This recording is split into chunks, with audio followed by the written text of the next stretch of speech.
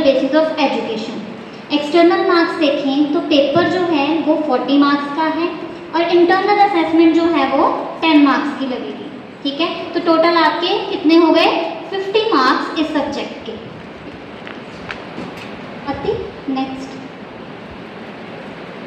Next main जो है objectives क्या क्या हैं इसे पढ़ने के।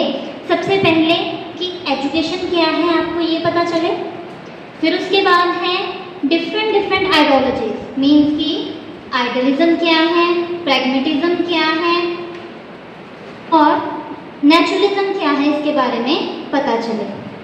फिर हम डिफरेंट फिलोसफर्स के बारे में पढ़ेंगे, जैसे Rousseau, Tagore, Gandhi, Abdul Kalam, Dewey and Aurobindo.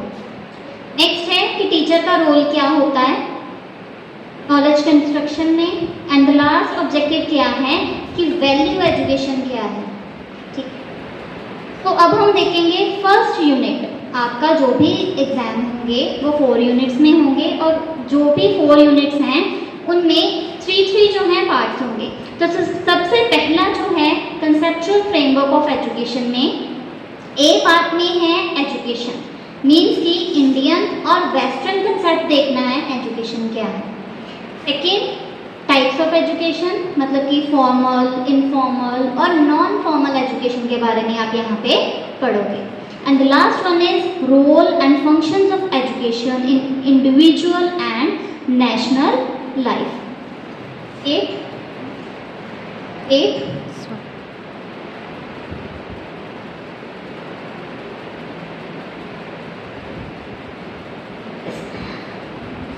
अगर आपको एग्जाम में प्रिपेयर करना है लास्ट टाइम में तो उसके लिए कुछ टिप्स हैं। अब आप देख सकते हो अगर 4 यूनिट है तो पहले यूनिट में 3 पार्ट्स हैं, है ना।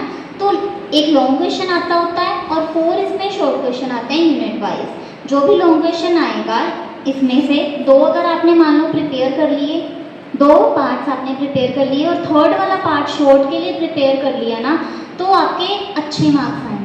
ठीक है, हाईएस्ट मार्क्स भी आ सकते हैं इन दैट वे। जरूरी नहीं आपने सारा ही सिलेबस जो है वो कवर करना है। वैसे तो सारा सिलेबस कवर करो, अगर बाई चांस जल्दी में कुछ प्रिपेयर करना है या टाइम नहीं मिला, उसके मैनेजमेंट के लिए आप क्या कर सकते हो, कोई भी 2 यूनिट जो आपको सही लगते हैं उनके लॉन्ग क्वेश्चंस प्रिपेयर कर लो और थर्ड वन को शॉर्ट क्वेश्चंस के लिए सिर्फ 1 पेज जो है प्रिपेयर करो। ठीक है, नेक्स्ट सेकेंड यूनिट सेकेंड है आपका आगे एजुकेशनल फिलॉसफी। ठीक है, तो इसमें सबसे पहला क्या है कि एजुकेशनल फिलॉसफी क्या है, उसका रिलेशन क्या है फिलॉसफी का एजुकेशन से। हम फिलोसफर पढ़ते हैं ना इतने सारे, तो वो क्यों क्या हमें बताते हैं एजुकेशन के बारे में, ये हम पढ़ेंगे। फिर उसके बाद है जितनी भी philosophy like idealism, naturalism and pragmatism, हमने ऑब्जेक्टिव्स में अभी देखा ना ये सारा।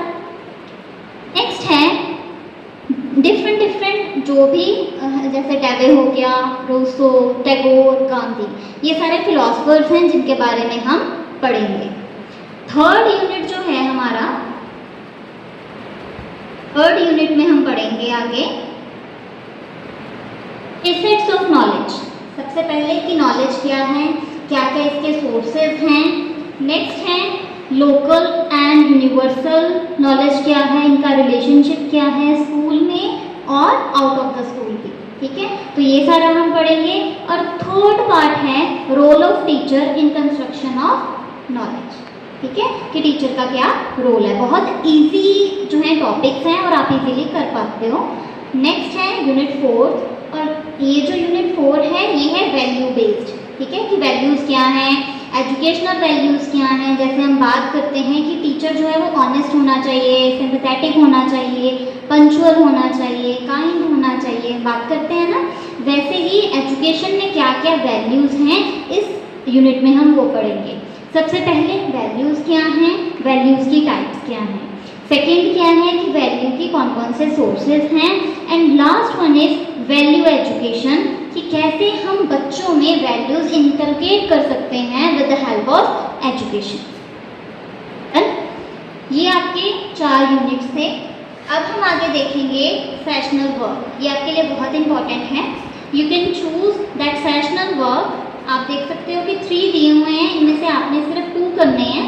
जैसे लाइफ स्केच है डॉक्टर एपीजे अब्दुल कलाम की, फिर वैल्यू सिस्टम है, या फिर आप 10 इंडियन और 10 वेस्टर्न एजुकेशनल थिंकर्स के बारे में स्क्रैप बुक में लिख सकते हो. You can choose any two. This is your sessional work, right? Thank you. That's all for today.